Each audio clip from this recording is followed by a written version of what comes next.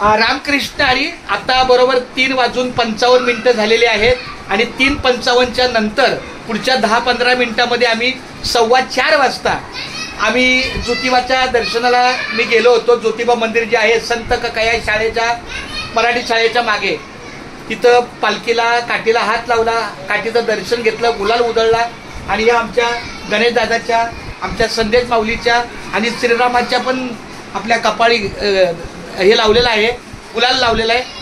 आता ज्याला ज्याला शक्य होईल ते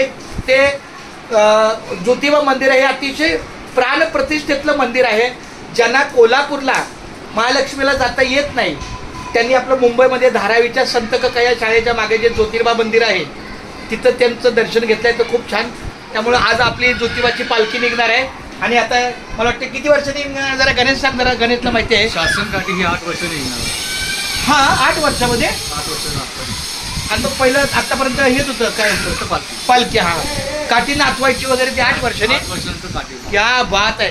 वाजते आज संध्याकाळ राहायला पाहिजे पण बघू ती 8:30-9 ला येणार उशिरा.